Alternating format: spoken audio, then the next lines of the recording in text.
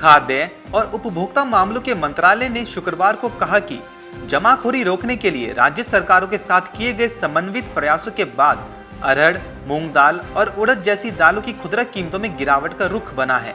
मंत्रालय ने एक बयान में कहा कि अरहर, मूंग दाल और उड़द की खुदरा कीमतें इस साल अब या तो स्थिर हो गई हैं या फिर इनमें गिरावट का रुख देखा जा रहा है। मंत्रालय के अनुसार इस साल अप्रैल से 16 जून 2021 के दौरान इन तीन दालों की कीमतों में औसतन वृद्धि पिछले 3 महीनों की तुलना में 0.95% थी। मंत्रालय ने कहा कि वर्ष 2020 की इसी अवधि में 8.93% की वृद्धि और वर्ष 2019 की समान अवधि में 4.13% की वृद्धि तुलना में मौजूद वृद्धि कहीं कम है। मंत्रालय के आंकड़ों के मुताबिक इस साल 1 जनवरी से 18 जून के बीच अरहर और उड़द के दाम में 10 रुपए किलो की बढ़ोतरी हुई है। मौजूदा समय में अरहर और उड़द दोनों ही खुदरा कीमतें 1 जनवरी के 100 रुपए प्रति किलोग्राम के मुकाबले 110 रुपए प्रति किलोग्राम पर चल रही हैं।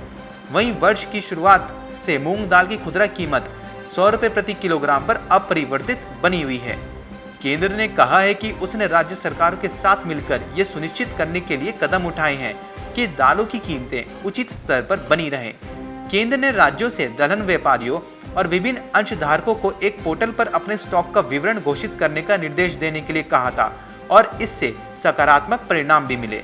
इसके अलावा सरकार ने चालू 2021-22 के वित्तीय स्थिरीकरण कोष में दलहन बफर के लक्षित आकार को बढ़ाकर 23 लाख टन भी कर दिया। चना, मसूर और मूंग की खरीद जारी है। उपभोक्ता मामलों के विभाग की ओर से दालों की खरीद के लिए सहकारी संस्था नाफेड राज्य सरकार की एजेंसियों के साथ सक्रिय रूप से जुड़ी है।